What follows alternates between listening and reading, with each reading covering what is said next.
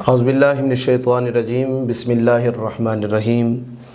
الحمد للہ رب العالمین والعاقبۃ للمتقین، والصلاۃ والسلام علی سید الانبیاء والمرسلین وعلی آلہ واصحابہ اجمعین۔ ناظرین و سامعین، آپ اپنا پروگرام بہار سلطانیہ رمضان ٹرانسمیشن دیکھ رہے ہیں۔ رمضان المبارک کی بابرکت ساعتوں میں، رحمتوں میں ہمارا پروگرام کا سلسلہ جاری ہے۔ تو روز کی طرح آج بھی ہمارے پروگرام میں ایک نئے عالم دین جن کا تعارف ہم آپ کو کروائیں گے، تو وہ جس موضوع پر آج گفتگو کریں گے وہ نہایت ہی اہم موضوع ہے، اور وہ موضوع ختم نبوت اور ناموس رسالت کا موضوع ہے۔ تو پروگرام کو شروع کرتے ہیں، اور پروگرام کا آغاز تلاوت قرآن سے ہوگا، اور اس کے بعد ہم علامہ صاحب کی طرف بڑھیں گے اور ان کا تعارف بھی کروائیں گے اور ان سے کچھ باتیں بھی سنیں گے۔ پروگرام کا آغاز ہوتا ہے تلاوت قرآن سے۔ اعوذ باللہ من الشیطان الرجیم، بسم اللہ الرحمن الرحیم،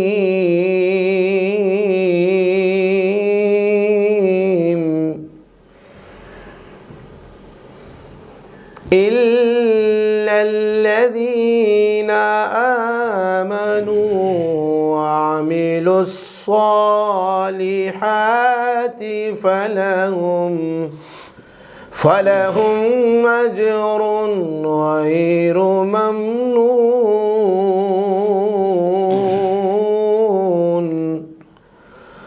فما يكذبك بعد بالدين،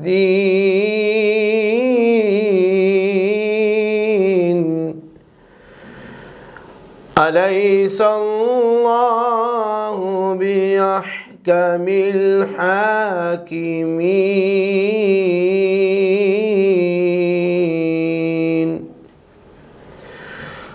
آمنت بالله صدق الله العظيم۔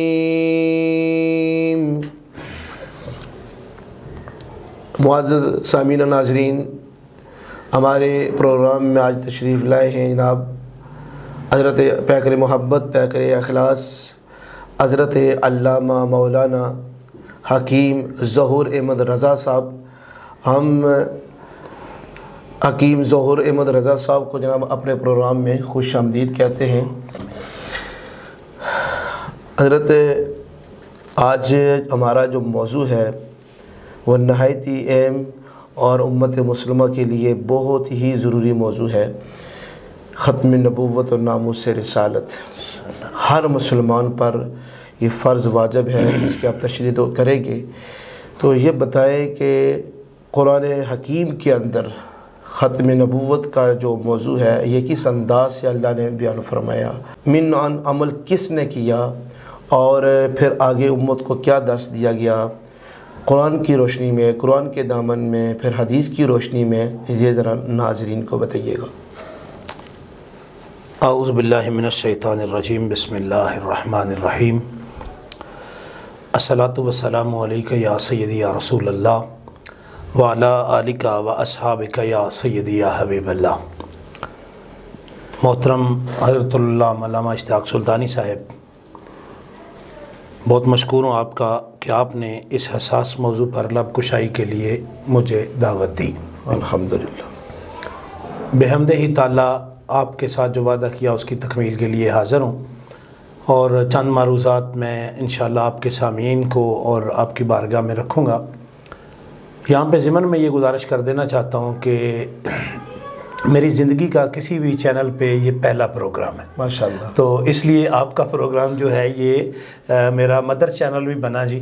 تو انشاءاللہ کوشش کریں گے کہ گاہے بگاہے جو ہے وہ آپ کی بارگاہ میں حاضری ہوتی رہے انشاءاللہ۔ تو گرامی قدر احباب، آپ تمام احباب کی بارگاہ میں بھی میں سلام عقیدت پیش کرتے ہوئے اپنی گفتگو کو آگے بڑھا رہا ہوں۔ ختم نبوت یہ امت کا اجتماعی عقیدہ ہے، اور ہر دور میں امت مسلمہ کے جوانوں نے اس پر پہرا دیا ہے جی، اور فی زمانہ چونکہ یہ موضوع حساس ہو چکا ہے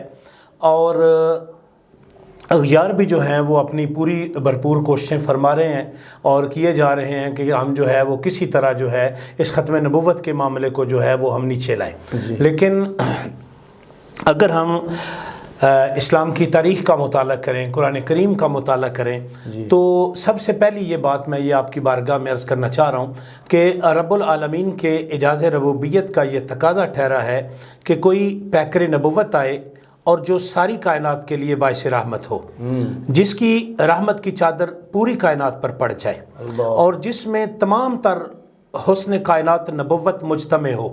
اور جو حسن الوہیت کا مظہر اتم ہو اور تمام تر محاسن کائنات نبوت کا خلاصہ اور مرکہ ہو، جو مختلف حاملین نبوت کو فضیلتیں اور اوصاف اور کمالات حاصل ہیں، اس پیکر دلربا میں اپنے نقطہ کمال کو پہنچے ہوئے ہیں. جب معشیت ازدی کو یہ منظور ہوا کہ حسن کائنات نبوت اپنے اتمام کو پہنچے تو اب پیکر مستوی صلی اللہ علیہ وآلہ وبارک وسلم صاحب تاجدار ختم نبوت ان میں ڈھال کر روشنی دے. اور پھر ایسا ہوا کہ مکہ کی سرزمین پر اس نور اولین سے جو ہے اس زمین کو منور کر دیا گیا اور تاریکی کو ہمیشہ کے لیے جو ہے وہ مٹا دیا گیا اور ابدی روشنی نے کائنات کو روشن کر دیا. الغرض رب ذوالجلال کا حسن بکھرا تو کائنات معرض وجود میں آ گئی اور جب سمٹا تو وجود مصطفیٰ صلی اللہ علیہ وآلہ وبارک وسلم سے مانون ہوا. گویا اس طرح کہہ لیں کہ نبوت اور رسالت کا وہ سلسلہ جو حضرت آدم علی نبینا علیہ الصلوۃ والسلام سے چلا اور محاسن نبوت کا امین بن کر اپنے کمال کی جانب گامزن رہا، آخر میں محبوب خدا سید المرسلین خاتم النبیین صلی اللہ علیہ وآلہ وبارک وسلم کے وجود اطہر میں مکمل ہوا. اللہ اکبر، سبحان اللہ. تو جب ہم اللہ کی لاریب کتاب کو کھولتے ہیں، ویسے یہاں پہ آپ کے پروگرام کے توسل سے یہ بھی پیغام دینا چاہوں گا کہ قرآن کریم اللہ کریم نے تدبر کے لیے اور تفکر کے لیے نازل کیا ہے، لیکن ہم جو ہے وہ اچھے پیسے خرچ کر کے بہت اچھا سے اچھے اوراق میں چھپا ہوا قرآن کریم لیتے ہیں اور اسے غلاف میں جو ہے وہ ہم بند کر کے وہ اونچی جگہ پہ رکھ دیتے ہیں اور پھر ہم اس کو کس وقت کھولتے ہیں؟ یا جب ہم نے اپنی بیٹیوں کی شادی کرنی ہوتی ہے تو تب ان کے سروں پہ رکھنے کے لیے ہم کھولتے ہیں، تو یا پھر جب جو ہے وہ ہمارے بابا جی کی وہ جان نکل رہی ہوتی ہے نا تو وہ مشکل میں ہوتے ہیں تو پھر ہم جو ہے وہ قرآن کریم تلاش کرتے ہیں اور پھر وہاں پہ سورہ یاسین کی تلاوت کرتے ہیں. تو اس سے ہٹ کے بھی اگر ہم جو ہے کتب حدیث کا مطالعہ کریں تو جو ہے وہ قرآن کریم پڑھنے کا، تدبر کرنے کا اور تفکر کرنے کا جو ہے وہ حکم دیا گیا ہے. تو اس ضمن میں جو آپ نے سوال کیا کہ قرآن کریم سے جو ہے وہ معروضات آپ کی بارگاہ میں رکھوں، تو قرآن کریم میں اللہ کریم نے سورہ احزاب میں ارشاد فرمایا ہے ما کان محمد ابا احد من رجالکم ولکن رسول اللہ و خاتم النبیین، کہ نہیں ہے محمد صلی اللہ علیہ وآلہ وسلم تمہارے مردوں میں سے کسی کے باپ، لیکن اللہ کے رسول ہیں اور نبیوں میں سے سب سے آخری نبی ہیں. اور اس میں مفسرین نے، محدثین نے سیر اصل کلام کیا ہے. قرآن کریم کی متعدد آیات سے ہم یہ بات جو ہے وہ احباب کی بارگاہ میں رکھ سکتے ہیں کہ آقا کریم صلی اللہ علیہ وآلہ وبارک وسلم، نبی رحمت امام الانبیاء صلی اللہ علیہ وآلہ وبارک وسلم، آپ اللہ کے آخری نبی ہیں. تو میں ابن کثیر سے یہاں پہ ایک بات آپ کے سامنے رکھ رہا ہوں. اسی آیت کے تحت امام جلیل عماد الدین ابو الفدا اسماعیل بن کثیر آپ یہ بات ارشاد فرماتے ہیں کہ فہذہ الآیات نص فی انہ لا نبی بعدہ و اذا کان لا نبی بعدہ فلا رسول بعدہ بالطریق الاولی. کہا کہ اس کے بارے میں یہ نص قطعی ہے کہ جب نبی رحمت امام الانبیاء صلی اللہ علیہ وآلہ وسلم کی بعثت کے بعد کسی دوسرے نبی کو مبعوث نہیں کیا جا سکتا، تو جب آپ کے بعد کسی نبی کا آنا محال ہے تو کسی رسول کا آپ کے بعد آنا بطریق اولی محال ہے. بالکل یہ بات ہے، یہ بات طے ہے کہ آقا کریم صلی اللہ علیہ وآلہ وبارک وسلم سلسلہ نبوت کی آخری اینٹ ہے، اور آپ کے بعد کوئی بندہ بھی یہ جو دعویٰ کرے جی میں نبی ہوں، وہ ذلی طور پہ یا جزئی طور پہ، ٹھیک ہے، وہ کذاب ہے، وہ جھوٹا ہے۔ تو اسی ضمن میں آپ کی بات کو آگے بڑھاتے ہوئے میں یہ بات عرض کرنا چاہوں گا کہ احادیث میں بھی یہ بات ہمیں اسی طرح جو ہے وہ ملتی ہے کہ نبی رحمت امام الانبیاء صلی اللہ علیہ وآلہ وبارک وسلم نے ارشاد فرمایا کہ میری اور مجھ سے پہلے انبیاء علیہ السلام کی مثال اس آدمی کی مانند ہے کہ جس نے ایک محل تعمیر کیا، اللہ اکبر، جس نے ایک محل تعمیر کیا ہے اور اس کو حسین و جمیل بنایا ہے اور اس کے کونوں کو بھی ٹھیک وہ جو ہے آپ کہہ لیں اسے ناپ تول کے ساتھ مکمل کیا ہے، لیکن اس کے ایک کونے میں سے ایک اینٹ کی جگہ چھوڑ دی ہے۔ اب لوگ آتے ہیں اور اسے دیکھتے ہیں، جب اسے دیکھتے ہیں اور تعجب کرتے ہیں، دیکھتے ہیں کہ بہت خوبصورت اس نے مکان بنایا ہے، محل بہت خوبصورت بنایا ہے، اچھا بنایا ہے، اس کی ٹاپنگ بہت اچھی کی ہے، لیکن جب وہ اس جگہ پہ آتے ہیں نا تو دیکھیں وہ تعجب کرتے ہیں، یہ دیکھیں اتنا اچھا اس نے محل بنایا ہے، یہ اینٹ کی جگہ کیوں چھوڑ دی ہے؟ نبی رحمت امام الانبیاء صلی اللہ علیہ وآلہ وسلم نے ارشاد فرمایا میں وہ اینٹ ہوں، میں ہی خاتم النبیین ہوں، میرے بعد اللہ نے نبوت کا دروازہ بند کر دیا۔ اگر ضمن میں یہ بات میں اس طرح عرض کروں کہ ختم نبوت یہ اللہ کریم کا ایک سوچا سمجھا اور پری پلان جو ہے یہ منصوبہ ہے کہ نبی رحمت امام الانبیاء، گویا یہاں پہ یہ بات عرض کروں ذوق کے تحت میں یہ بات عرض کر رہا ہوں کہ اللہ کریم یہ گویا ارشاد فرما رہے ہیں کہ اے محمد رسول اللہ صلی اللہ علیہ وآلہ وسلم، یہ قرآن کریم میں جو ہم نے ختم نبوت کے ترانے آپ کی شانوں کے پڑھے ہیں نا، یہ آپ کے بعد کوئی نہیں سنے، اللہ اکبر، آپ آخری جو ہیں وہ نبی ہیں۔ تو نبی رحمت امام الانبیاء یہ فی زمانہ جو معاملہ چل نکلا ہے اس میں یہ بات عرض کرنا چاہ رہا ہوں میں آپ کی بارگاہ میں، اور جامع ترمذی شریف سے یہ حدیث پاک میں آپ کی بارگاہ میں رکھ رہا ہوں۔ ایک بات یہاں پہ یہ میں معذرت چاہوں گا آپ سے، کیونکہ اتنی احادیث کا یاد رکھنا جو ہے وہ ذرا ناممکنات میں سے ہوتا ہے، تو اس لیے میں ایک جو ہے وہ بک ساتھ لے آیا کہ میں جو ہے دلائل کے ساتھ بات ہو رہی ہے۔ ہاں جی، مسلم شریف جامع ترمذی شریف کے حوالے سے یہ بات عرض کر رہا ہوں کہ نبی رحمت امام الانبیاء صلی اللہ علیہ وآلہ وسلم نے ارشاد فرمایا سیکون فی امتی قذابون ثلاثون کلہم یزعم انہ نبی وانا خاتم النبیین لا نبی بعدی، کہا میری امت میں 30 بڑے جھوٹے ہوں گے، اللہ اکبر، چھوٹے جھوٹے نہیں بڑے جھوٹے ہوں گے، اور سب کا یہ زوم ہوگا، سب کا یہ دعویٰ ہوگا کہ ہم نبی ہیں، حالانکہ میں آخری نبی ہوں، میرے بعد کوئی نبی نہیں آئے گا، نبی نہیں آئے گا، بے شک بے شک۔ لہٰذا جو بات یہ سمجھے کہ بھئی، بلکہ مجھے یہاں ضمن میں ایک بات یاد آتی ہے کہ غالباً امام اعظم ابو حنیفہ کے دور میں یا کمی بیشی کے ساتھ اللہ کریم معاف فرمائے کہ وہ کسی نے کہا کہ جی مجھے وقت دیا جائے کہ میں اپنی نبوت پر دلائل دوں، تو امام صاحب نے فرمایا جو اس کو وقت دے گا، جو اس سے دلائل طلب کرے گا وہ بھی کافر ہوگا، کیونکہ نصوص قطعیہ میں یہ بات ثابت ہے کہ آقا کریم صلی اللہ علیہ وآلہ وسلم کے بعد کوئی نبی نہیں آ سکے، کوئی شک۔ تو یہاں پہ ایک اور حدیث پاک میں بخاری شریف سے آپ کی بارگاہ میں رکھنا چاہ رہا ہوں کہ نبی رحمت امام الانبیاء صلی اللہ علیہ وآلہ وسلم نے ارشاد فرمایا اِنَّ بنی اسرائیل کانت تسوسهم الانبیاء اذا مات نبی قام نبی مکانہ فإنہ لا نبی بعدی، کہ بنی اسرائیل کے انبیاء علیہم السلام ان کا سیاسی نظام چلاتے تھے، اچھا، کہ جب کوئی نبی فوت ہو جاتا تو دوسرا نبی اس کا خلیفہ قرار پاتا، اور بے شک میرے بعد کوئی نبی نہیں ہوگا، کوئی نبی نہیں ہوگا، کوئی شک نہیں۔ یعنی کہ بنی اسرائیل کے دور میں ایک نبی جو ایک علاقے کے نبی ہیں، یا ایک جو آپ کہہ لیں قبیلے کے نبی آئے ہیں یا علاقے کے لیے آئے ہیں، اللہ کریم کمی بیشی معاف فرمائے، جب وہ وصال فرما جاتے ہیں، مالک کی بارگاہ میں حاضر ہو جاتے ہیں، تو پھر دوسرا نبی جو ہے وہ ان کی جگہ آ کے لیتے ہیں، لیکن نبی رحمت امام الانبیاء صلی اللہ علیہ وآلہ وبارک وسلم آپ کے بعد کوئی نبی نہیں آیا۔ جی،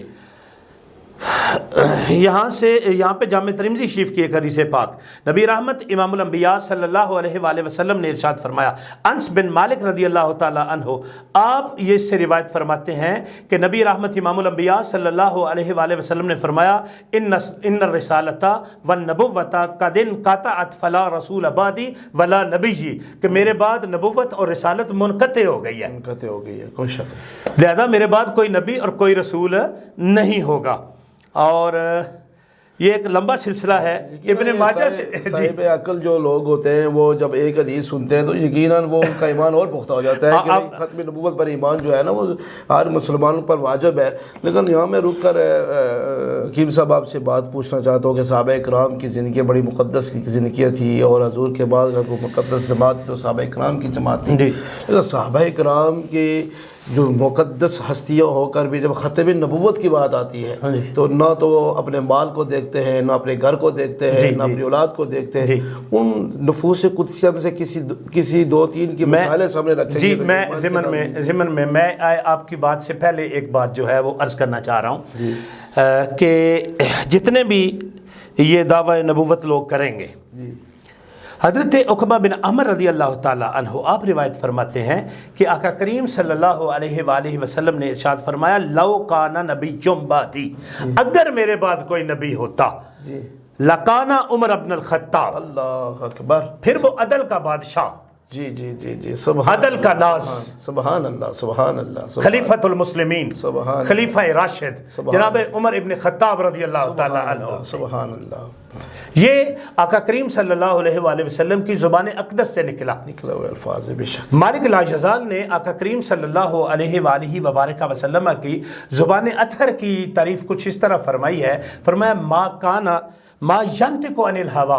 ان ہوا الا وحی یوحا، کہ محمد رسول اللہ صلی اللہ علیہ وآلہ وبارک وسلم اپنی خواہش سے کوئی بات نہیں کرتے، یہ وہی کلام کرتے ہیں جو میں اللہ کریم انہیں وہی کر دیں. اللہ اکبر سبحان. تو جب آقا کریم صلی اللہ علیہ وآلہ وسلم نے فرمایا لو کانا نبی بعدی، اگر میرے بعد کوئی نبی ہوتا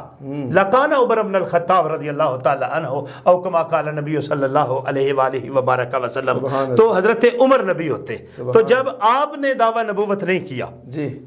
تو پھر کسی جو بر صغیر کا کوئی بیکار اٹھتا ہے جس کی لائٹیں بھی پوری نہیں ہیں اور باقی بھی سارے معاملات نہیں ہیں، ٹھیک ہے، تو یہ جب بھی کسی نے ایسا دعویٰ کیا ہے تو پھر جو اس ملت اسلامیہ کے بیٹے ہیں انہوں نے جو ہے وہ اس پر کردار جو ہے وہ ضرور ادا کیا ہے. صحابہ کرام، خلیفہ راشد، خلیفہ تو رسول بلا فصل حضرت ابو بکر صدیق تاجدار صداقت، آپ چونکہ سلسلہ علیہ نقشبندیہ کے بانی بھی ہیں تو میں بھی نقشبندی ہوں اور آپ بھی نقشبندی ہیں تو یہیں سے بات کرتے ہیں. تو ایک جنگ ہوئی ہے جس کا نام ہے جنگ یمامہ. جی تو اس جنگ یمامہ میں جو ہے وہ حضور نبی مجسم صلی اللہ علیہ وآلہ وسلم کے وصال کے بعد جب اسلام پر فتنوں کی یلغار ہوئی تو ایک سب سے بڑا فتنہ جو ہے یہ جھوٹے مدعیان نبوت کا فتنہ تھا. تو حضرت صدیق اکبر نے ان فتنوں کو مٹانے کے لیے بہترین حکمت عملی اور جرت مندانہ تدبیر کا مظاہرہ کیا. سبحان اللہ. اور مدعیان نبوت کو مٹانے کے لیے خلیفہ اول سیدنا صدیق اکبر نے حضرت خالد بن ولید رضی اللہ تعالیٰ عنہ کی قیادت میں ایک لشکر تیار کیا اور کہا کہ ابھی سارے نکلو، مدینے میں کسی کو نہیں رہنا. اور حضرت علی پاک نے آپ کو روکا کہ آپ مدینہ شریف میں رکیں. جی تو اس جنگ میں 700 حفاظ محدثین اصحاب بدر سمیت 1200 صحابہ کرام نے اپنی جان جو ہے وہ آقا کریم صلی اللہ علیہ وآلہ وسلم کی نموز پر پیش کی. سبحان اللہ سبحان اللہ. اور جناب صدیق اکبر رضی اللہ تعالی عنہ نے بھی رسول اللہ صلی اللہ علیہ وآلہ وسلم کے حکم کے مطابق یہ سنت اور روایت قائم کر دی کہ جب بھی اسلام کو مٹانے کے لیے اور نبی کریم صلی اللہ علیہ وآلہ وسلم کی ختم نبوت کو مٹانے کے لیے یا دبانے کے لیے کوئی عذاب کھڑا ہوگا تو اس کے خلاف ہمیشہ جہاد کیا جائے گا. اور میرے استاد گرامی مولانا خادم حسین رضوی صاحب رحمۃ اللہ تعالیٰ علیہ، آپ یہ ارشاد فرماتے تھے کہ مالکوں کو نوکروں کی کمی نہیں ہے. بے شک بے شک. جب مالکوں نے کام لینا ہے تو پھر ٹانگوں سے معذور بندے سے بھی لینا ہے. اللہ اکبر سبحان اللہ. آپ دیکھیے کہ لاہور کے اس باغ میں، مینار پاکستان کے باغ میں، میدان میں لاکھوں جنازے آج تک پڑے گئے. جی جی. لیکن اس مرد درویش کا جنازہ جہاں پہ لوگوں نے سڑکوں پہ کھڑے ہو کے آپ کا جنازہ پڑھا، تحت نگاہ تک وہ ایک سلسلہ موجود تھا. تو کیا تھا وہ ہمارے وہ پنجابی میں کہتے ہیں، چونکہ میرا اردو میدان نہیں ہے تو میں پہلی دفعہ آپ سے اردو میں بات کر رہا ہوں تو کمی بیشی احباب بھی جو ہے وہ معاف فرمائیں گے. تو آپ سے بھی میں معذرت چاہوں گا اگر کوئی کمی بیشی رہ گئی. آپ دیکھیں کہ استاد گرامی جو ہے وہ کسی کو دانے تو نہیں نہ دیتے رہے جناب. جی جی جی. صرف یہ کیا ہے کہ انہوں نے مالکوں کے ساتھ وفا کی ہے. کوئی شک نہیں. تو جب بندہ مالکوں کے ساتھ وفا کرتا ہے نا جی تو پھر مالک جو ہے وہ کمر نہیں لگنے دیتے. جی جی جی. ٹھیک ہے. تو یہ جب بھی ایسا کوئی سلسلہ ہوا ہے تو پھر ملت اسلامیہ کے بیٹوں نے اپنی جانیں پیش کی ہیں. مزید بھی آگے علماء اکرام کی جو قربانیاں ہیں، محدثین کی جو قربانیاں ہیں، تابعین کی جو قربانیاں ہیں، ان پر بھی روشنی ڈالیے گا کہ پھر علماء اکرام کو کس طرح میدان میں آنا چاہیے، پھر عوام کو جی میں عرض کر رہا ہوں، میں عرض کر رہا ہوں جی. ضمن میں یہاں پہ یہ بات عرض کرنا چاہ رہا ہوں کہ 1879 یہ حوالہ جو ہے، یہ جو لازم جو ہے یاد رکھنے والا ہے. 1879 میں برطانوی پارلیمنٹ کے ممبروں نے اور ایڈیٹروں اور چرچ کے نمائندوں کا ایک مشتمل وفد نے ہندوستان کا دورہ کیا اور حکومت برطانیہ کے استحکام کے لیے انہوں نے ہندوستانی مسلمانوں سے اور بہت سے لوگوں سے جو ہے وہ ملاقاتیں کی اور ان کا مطالعہ کیا. عمیق مطالعہ کرنے کے بعد وہ اس نتیجے پہ پہنچے کہ یہ جو امت مسلمہ ہے یہ اپنے روحانی پیشواؤں پہ جان چھڑکتی ہے. اچھا. کہ یہ بھوک برداشت کر لیتے ہیں، ٹھیک ہے، تنگیاں برداشت کر لیتے ہیں، تکالیف برداشت کر لیتے ہیں، لیکن جب ان کے روحانی مذہبی پیشواؤں پہ کوئی بات آتی ہے تو یہ جان دینے کے لیے تیار ہو جاتے ہیں، مرنے مارنے کے لیے تیار ہو جاتے ہیں. تو انہوں نے جا کے ایک تجویز پیش کی. تجویز پیش کی کہ اگر ہمیں کوئی ایسا بندہ مل جائے کہ جو نبی ہونے کا دعویٰ کر دے تو پھر جو ہے وہ ہم جو برصغیر میں پاک و ہند میں جو ہے وہ ہماری جو ہے حکومت کا استحکام ہو سکتا ہے. تو اس رپورٹ کی روشنی میں برطانوی نمائندوں نے 3 اشخاص کا انتخاب کیا جن میں یہ میں تو نام لینا بھی گوارا نہیں کرتا. نام دیکھیں وہ کیسا ہے، غلام احمد صلی اللہ علیہ وآلہ وسلم کا غلام، اور اس کے کرتوت دیکھیے کہ بس پھر وہ پیسہ حساب کچھ نہیں نہ ہوتا جی. تو ان کو انہوں نے تیار کیا اور ضمن میں جو ہے وہ آپ نے تو مجھے منع فرمایا کہ ایسی بات نہیں کرنی ہے، لیکن وہ ہمارے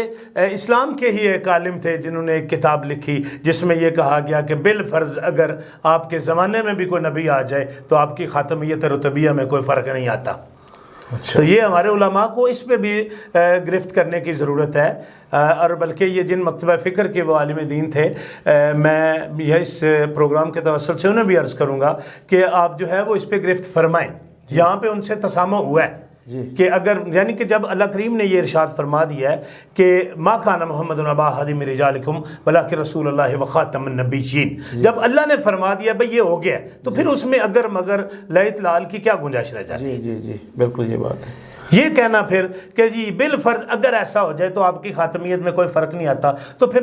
میرا جو کم علم ہے، دماغ ہے میرا چھوٹا سا، اس میں مجھے یہ سمجھ آتی ہے کہ پھر انہوں نے اسی عبارت کو وہ بنیاد بنا کے جو ہے وہ اس طرح کا معاملہ جو ہے یہ شروع کیا. تو پھر وہ جو بندہ انہوں نے بنایا نا جی، وہ پھر 1880 میں اس نے اپنا حلم من اللہ ہونے کا دعویٰ کیا. پھر 1883 میں آدم مریم احمد ہونے کا دعویٰ کیا، اور پھر اسی طرح تدریجاً وہ سیڑھیاں چڑھتے ہوئے 1884 میں علماء لدھیانہ نے ان سے ملاقات کرنی چاہیے تاکہ اس کے عقائد واضح ہوں، تو اس میں اس نے جو ہے وہ علماء اسلام کا سامنا نہیں کیا، وہاں سے اس نے فرار کیا. تو پھر 1891 میں اس نے مسیح ابن مریم ہونے کا دعویٰ کیا، اور پھر 1892 میں اس نے اللہ کی صفت کن فیکون سے اپنے آپ کو متصف ہونے کا دعویٰ کیا. اسی طرح یہ سارا کچھ کرتا رہا. آج جو کہتے ہیں نا کہ اس نے یہ دعویٰ کیا، اس نے یہ کیا، اس نے یہ کیا، یہ قطعاً بات غلط ہے. جب نصوص قطعیہ میں یہ آ گیا ہے کہ محمد رسول اللہ صلی اللہ علیہ وآلہ وسلم آخری نبی ہیں، تو تا قیام قیامت کوئی بندہ جزئی طور پہ ذلی طور پہ یہ کہے کہ جی مجھ میں نبوت کی یہ صفت ہے، وہ صفت ہے، وہ کاذب ہے، وہ جھوٹا ہے، وہ لعین ہے، مرتد ہے، واجب القتل ہے. وہ کوئی شک نہیں. اس پروگرام میں ایک بات، وہ آپ کا وقت لے رہا ہوں میں، چونکہ یہ ایک لمبا مضمون تھا تو اس لیے میں نے چند جو ہے وہ ہنٹس لکھ کے لائے. پیر سید جماعت علی شاہ صاحب، محدث علی پوری، شاہ لسانی رحمۃ اللہ تعالیٰ علیہ، آپ بھی جو ہے وہ نقشبندیوں کے جو ہے وہ بہت بڑے پیر گزرے ہیں، اور اگر یوں کہا جائے کہ آپ بانی پاکستان ہے تو پھر یہ بات بھی جو ہے وہ بعید از قیاس نہیں ہے. تو انہوں نے اس کے دعووں کی زبردست تردید کی ہے. اور بادشاہی مسجد میں آپ نے مرزا کی موت کی پیشگوئی فرمائی جو حرف بحرف صحیح ثابت ہوئی۔ جی سیدی اعلیٰ حضرت امام اہل سنت محدث بریلوی نے 5 رسائل اور کئی فتاویٰ اس کے رد میں لکھے، جی اور ایک رسالہ ان کے صاحبزادہ حجت الاسلام مولانا حامد رضا خان صاحب نے لکھا۔ مولانا علامہ غلام دستگیر قصوری نے متعدد کتابیں لکھی۔ علماء پنجاب میں سے مولانا غلام قادر بھیروی نے پہلے مرزا کے خلاف فتویٰ دیا۔ مولانا پیر غلام رسول قاسمی امرتسری نے عربی میں ایک کتاب لکھی جو بعد میں اردو ترجمہ کے ساتھ شائع ہوئی۔ قاضی فضل احمد لدھیانوی نے متعدد کتابیں لکھی۔ مولانا انوار اللہ خان صاحب ضیاء الدین سیالوی نے معیار المسیح کے نام سے جو اس نے کتاب لکھی۔ مولانا حیدر اللہ نقشبندی نے درۃ الدیانی علی مرتد القادیانی کے نام سے ایک کتاب لکھی۔ کن کن حضرات کا یہاں پہ ذکر کروں؟ جب بھی یہ ایک حساس مسئلہ ہے، جی بلا اس کو آپ کہہ لیں کہ تفریق کسی مکتبہ فکر، ہر وہ جو کسی مکتبہ فکر سے تعلق رکھتا ہے وہ یہ اس بات پہ مکمل طور پہ پیرا دینے کے لیے تیار ہے کہ جناب محمد رسول اللہ صلی اللہ علیہ وآلہ وسلم آخری نبی ہیں۔ تو ابھی امت کو کیا کرنا چاہیے؟ امت کو ختم نبوت کا پیرا دینا چاہیے۔ اور یہ جو ان کا طریقہ واردات ہے نا کہ یہ دیکھتے ہیں کہ یہ ایک بندہ کمزور ہے جی تو اس کو ملتے ہیں، اس کو وہ جا کے پیسے دیتے ہیں، ٹھیک ہے، اور ان سے وہ معاملات طے کرتے ہیں، جی ٹھیک ہے۔ تو اس طرح یہ میں اگر غلط نہیں کہہ رہا تو بھمبر کے گرد و نواح میں بھی ان کا جو روزنامہ آتا ہے نا، جو روزنامہ ہے یہ ہفت روزہ الفضل کے نام سے، وہ بھی تقریباً جب میں تقریباً آج سے 8-10 سال پہلے اخبار میں کام کیا کرتا تھا تو تقریباً اس وقت 100 کے قریب ان کے پیپر آتے تھے، تو یقیناً بڑے ہوں گے۔ تو اس میں ہمیں ہر مسلم کو اس بات پہ پہرا دینا ہے کہ جہاں پہ ہمیں کوئی کمزور ملے گا اس کی ہم مالی اعانت کریں گے تاکہ وہ کسی اغیار کے ہتھے نہ چڑھے۔ بالکل یہ بات ہے، اغیار کے جب، اور بلکہ یا ہمارے وہ ایک ہیں عالم دین مفتی جمال الدین بغدادی، جی وہ کہتے ہیں کہ کچھ باتیں جو ہیں وہ کرنے کی ہوتی ہیں، جی بیان کرنے کی نہیں ہوتی، کرنے کی ہوتی ہیں۔ مطلب یہ ہے کہ ہمارے جو سفید پوش طبقہ ہے، جی آپ ہمارے بالخصوص علماء اور ہم ان کے پاس دیکھیں کہ جو ان کے پاس بندے بیٹھ رہے ہیں ان کے ساتھ دوستی بنائیں جی اور ان کو اس بات سے منع کریں، منع کریں، کوئی شک نہیں۔ ٹھیک ہے جی۔ اور یہاں سے آخری بات جو میں آپ کی بارگاہ میں اور آپ تمام احباب کی بارگاہ میں یہ آپ کے پروگرام کے توسل سے رکھنا چاہ رہا ہوں، ہمارے علماء اکثر کہتے ہیں کہ شیزان کمپنی جو ہے یہ ان کی ہے تو شیزان کا جوس وغیرہ استعمال نہ کریں، یقیناً نہیں کرنا چاہیے، لیکن امت مسلمہ کے تاجروں کی بارگاہ میں یہ بات رکھنا چاہ رہا ہوں کہ آپ بھی اس معیار کی کوئی چیز بنائیں اور مارکیٹ میں لائیں تاکہ اس کا رد جو ہے وہ کیا جا سکے۔ ٹھیک ہے جناب، باقی بہت شکریہ آپ کے آستانے کا، بار سلطانیہ آپ نے پروگرام انعقاد کیا، آپ کی پوری ٹیم کا بہت شکریہ، آپ نے مجھے دعوت دی اور خاصا لمبا سبق میں نے آج آپ کو سنا دیا، تو یہ میرا پہلا پروگرام ہے، چلیں گاہے بگاہے انشاءاللہ کوشش کروں گا۔ تو آپ تمام احباب کی بارگاہ میں اسلامی عقیدت پیش کرتے ہوئے یہ عرض کر رہا ہوں اگر کوئی کمی کوتاہی رہ گئی ہو، احساس موضوع تھا، اللہ اور اس کے رسول سے معافی چاہتا ہوں اور آپ تمام احباب سے بھی معافی چاہتا ہوں۔ فی امان اللہ و رسولہ، السلام علیکم ورحمۃ اللہ۔ سامعین و ناظرین، بہت ہی اہم موضوع تھا، اس پر توجہ دینے ہوگی۔ اللہ آپ کا حامی و ناصر ہو۔ وآخر دعوانا یا وجیہتی والکرم